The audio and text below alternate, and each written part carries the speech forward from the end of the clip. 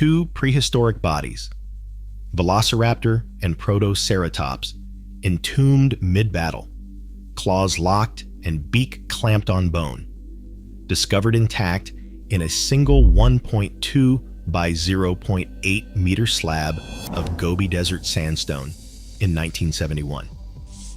For 50 years, museums and textbooks called it the ultimate dinosaur murder mystery. But new forensic evidence and once confidential expedition notes force us to question, have we witnessed a fight to the death, or has the real story been buried beneath generations of scientific certainty and political silence? The facts challenge everything you thought you knew. A single slab of Gobi Desert sandstone holds two skeletons, nearly intact and entwined in a tableau of violence. The block measures about 1.2 meters by 0.8 meters, barely enough to contain the struggle frozen within. At the center, the Velociraptor's right hind foot is drawn up and forward, its sickle-shaped second claw pressed deep into the neck region of the Protoceratops. The claw's penetration is unmistakable.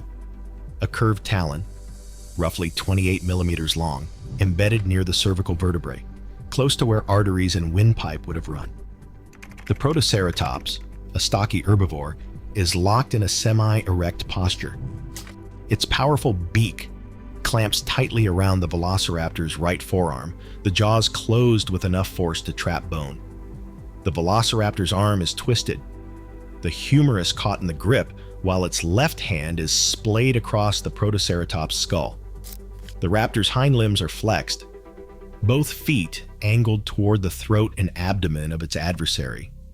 The Protoceratops's body is largely complete, missing only the distal portions of limbs and the tip of the tail, possibly lost to scavengers or erosion before burial. The Velociraptor's skeleton is also over 90% articulated, with vertebrae, limbs, and digits preserved in natural alignment, suggesting sudden entombment. The contact points are precise and unambiguous. The raptor's infamous toe claw, curved, robust, and sharpened by evolution for puncturing, rests just beneath the bony frill, its tip lodged in sediment where the neck would have been. The Protoceratops's beak, with its shearing edge, encircles the raptor's arm, the bite so tight that the bones remain locked together. No sign of disarticulation or post-mortem shifting disturbs the scene. The completeness of the articulation, joints intact, bones undisturbed, argues for rapid burial, not slow accumulation or later disturbance. The positions tell a story of movement halted in an instant. The Velociraptor's body is partly on its side, the tail arched, suggesting a struggle rather than a static pose. The Protoceratops's limbs are braced, its head horizontal, not collapsed in death, but caught mid-defensive effort. Grain size in the surrounding sandstone measures about 0.15 millimeters, typical of wind-blown dune deposits. Cross-lamination at 30-degree angles in the matrix points to a sand slide, a sudden event capable of smothering both animals where they fell. No other bones crowd the immediate matrix. The fossil preserves only these two adversaries, their final actions recorded in the stone. Every detail, the depth of the claw, the force of the beak, the completeness of the skeletons serves as evidence. This is not an artist's reconstruction or a staged display. It is a crime scene, captured at the moment of violence, awaiting forensic scrutiny. August 3, 1971. In the wind-swept expanse of Tugrikenshire, a team of 6 paleontologists moved across the white sandstone cliffs of the Geological Formation. Tomasz Jerzykiewicz, Maciej Kuczynski, Teresa Mariańska, Edward Miranowski, Altangerel Perle, and Wojciech Skarżyński made up the field party that day, working as part of a joint Polish-Mongolian expedition. Their purpose was straightforward: document, excavate, and preserve the fossil record of the late Cretaceous Gobi Desert. The discovery began with a fragment. Overlapping skull bones of a Protoceratops, jutting from the sediment surface, caught the team's attention. Careful clearing revealed more, a hint of articulated bone, then a second skull, unmistakably theropod. The team realized they were not excavating a single dinosaur, but two, preserved together in a single block. The skeletons were nearly complete, locked in positions that suggested violence rather than mere coincidence. The find was quickly nicknamed the Fighting Dinosaurs among the team members, a phrase that would echo through scientific literature for decades. Expedition records from that summer describe the fossil as a pair, Protoceratops and Velociraptor, preserved in direct contact. The official field log, archived in institutional collections, notes the orientation of the skeletons and the surrounding matrix, fine-grained, well-sorted sand, typical of wind-driven dunes. The block was carefully extracted and cataloged under joint Polish-Mongolian oversight, with documentation confirming its provenance and details of the in situ arrangement. No other bones were found in immediate association, reinforcing the impression that this was not a random accumulation, but a single, intact event. The scientific leadership of the expedition rested with Zofia Kilan-Jaworowska, whose earlier work had shaped the direction of Polish-Mongolian collaboration in the Gobi. Although not physically present at the moment of this find, her influence was felt in the systematic approach to documentation and preservation. The team's methodical notes and reports, now held in the archives of the Institute of Paleobiology in Warsaw and the Mongolian Paleontological Center in Ulaanbaatar, provide the uncontended chain of custody for the specimen. The fossil never left Mongolian territory. Its catalog numbers, MPCD 100-512 for Protoceratops and MPCD 125 for Velociraptor, remain unchanged since initial registration. Early descriptions in expedition reports, later echoed by researchers like Rinchen Barsbold and Halska Osmolska, frame the discovery as a violent encounter frozen by catastrophe. One account described the scene as locked in combat, with the Velociraptor's claws targeting the throat and the Protoceratops's beak clamped around its attacker's limb. The hypothesis of rapid burial by dune collapse appeared almost immediately, a tidy explanation for the completeness and articulation of both skeletons. No field photographs or personal diaries from the 1971 team have entered the public record. The official story, built on field notes and early scientific papers, rests on institutional archives and the testimony of those present. The fossil's provenance is as solid as the rock that entombed it. Its discovery date and location entered into the permanent record. Yet, even in these first reports, the neatness of the narrative invites scrutiny. The case file is open, but the evidence remains under lock and key. Fossil block preserves more than just the outline of two dinosaurs. It captures the aftermath of trauma at the level of bone. Velociraptor's sickle claw, measuring 28 millimeters long and curved at a 28-degree angle, is embedded in the neck region of the Protoceratops. This is not a glancing contact. The claw's tip sits against the cervical vertebrae, positioned near where the carotid artery and trachea would have run. The depth and angle suggest a forceful strike, not a casual touch. Microscopic analysis is absent, but the macroscopic evidence is clear. Protoceratops's vertebrae show an oblique fracture, angled at roughly 45 degrees. This break aligns with the trajectory of the Velociraptor's claw, supporting the idea of a high-energy impact delivered during life. The fracture's orientation does not match the crushing or compaction patterns seen in bones damaged after burial. Instead, It points to a focused directional force consistent with predatory attack, not with slow post-mortem pressure from shifting sand. Velociraptor's right forearm is trapped in the Protoceratops's beak, the jaws closed tightly enough to deform the humerus. There's no sign of disarticulation or bite wear on the bone. The grip is so strong that the raptor's arm remains locked in place, even after fossilization. This is not the loose scatter of scavenging, or the accidental overlap of unrelated skeletons. The defensive bite, combined with the semi-erect stance of the Protoceratops, rules out rigor mortis as the cause. The animal was almost certainly alive and resisting when the jaws closed. No tooth marks, scoring, or digestion traces are present on the Velociraptor or Protoceratops bones. The absence of such wear is telling. Scavengers typically leave pits, scratches, or acid etching as they feed, but here, the bone surfaces are clean. This lack of post-mortem modification weakens the hypothesis that the Velociraptor was feeding on an already dead Protoceratops. Instead, the evidence points to a struggle that ended abruptly, with both animals dying in direct contact. Articulation of both skeletons is nearly complete, with joints preserved and bones undisturbed.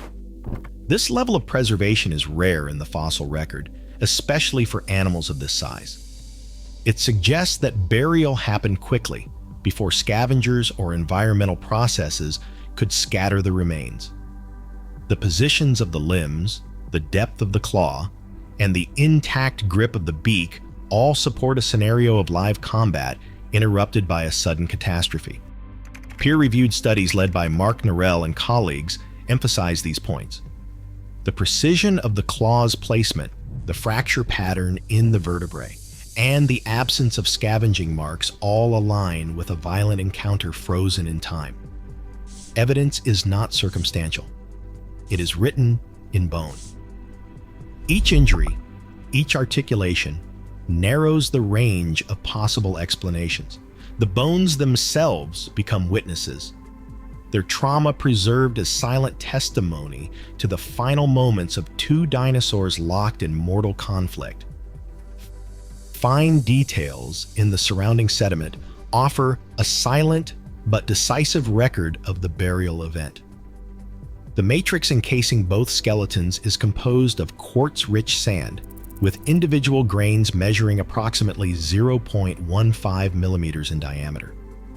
This level of sorting and uniformity is typical of wind-blown dunes, not of riverbeds or floodplains. The sand grains are rounded, polished by constant movement, and packed so closely that voids are rare. Mineral analysis reveals a dominance of quartz, with minor feldspars and heavy minerals like zircon and rutile, an assemblage consistent with multi-cycle aeolian transport under arid, high-energy conditions. Lamination within the sandstone is sharply defined, with beds dipping at angles up to 30 degrees. These cross-laminations, visible as subtle bands running through the block, are the fingerprints of dune migration. In modern deserts, similar patterns form when sand avalanches down the slip face of an active dune, driven by wind until the slope collapses under its own weight.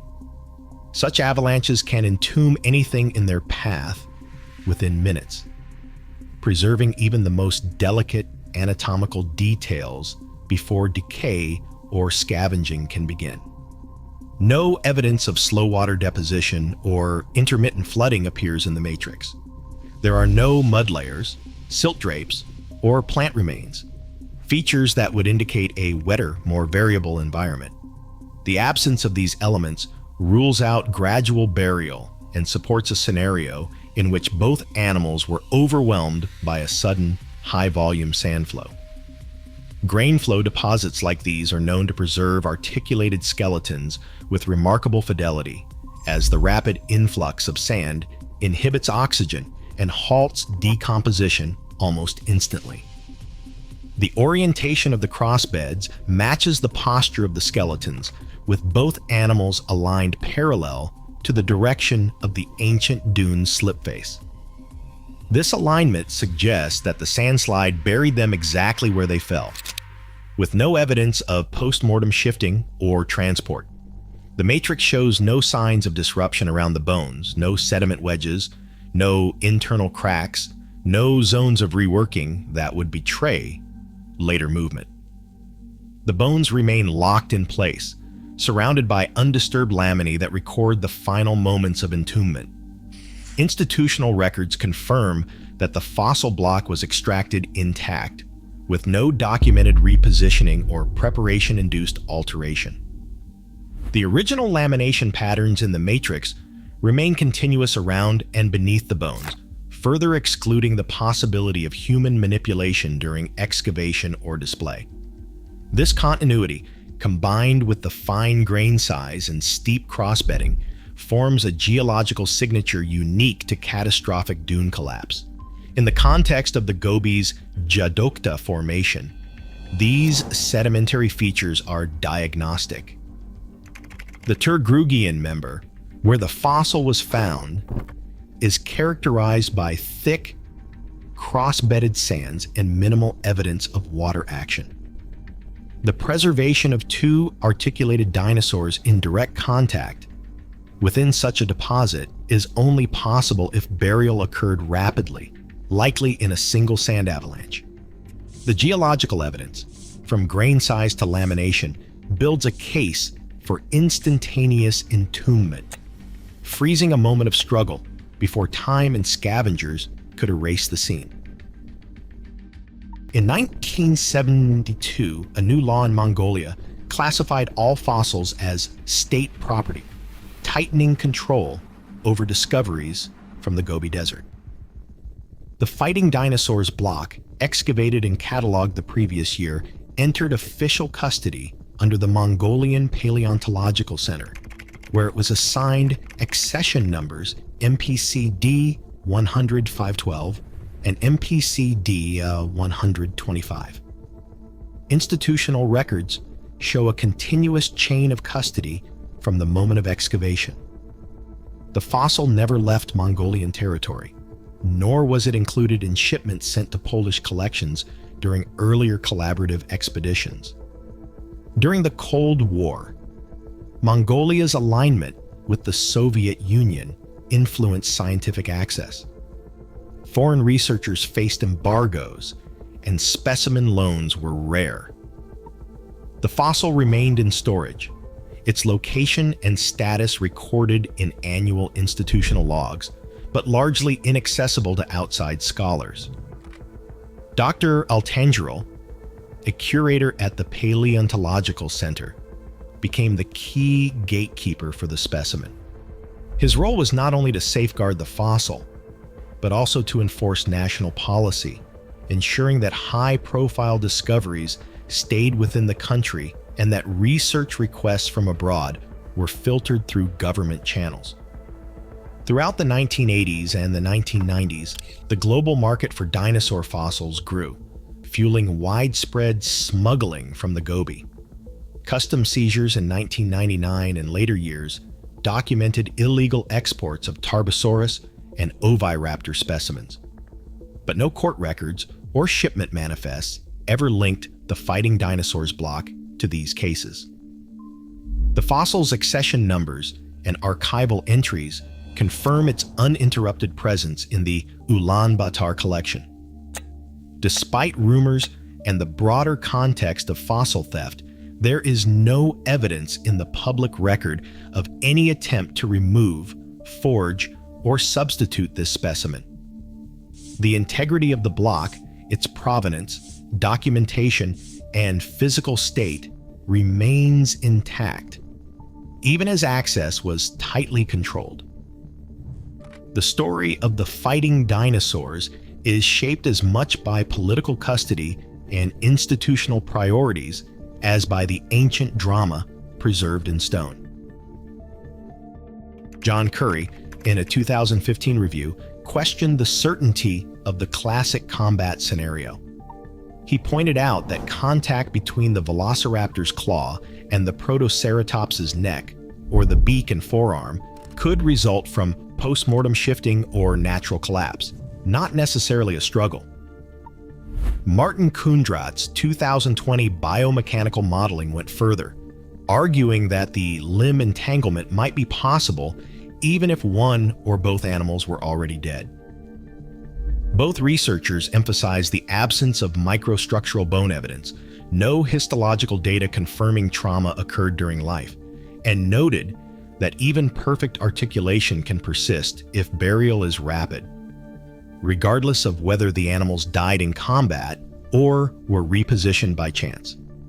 Their critiques do not accuse anyone of fraud or staging, but they highlight how easily dramatic narratives can harden into dogma when uncertainty remains unresolved.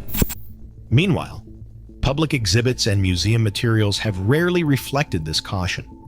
The American Museum of Natural History's 1999 label described the fossil as a snapshot of a deadly struggle, while a 2005 children's guide claimed a hungry velociraptor dug its sharp toe claw into the neck of a Protoceratops.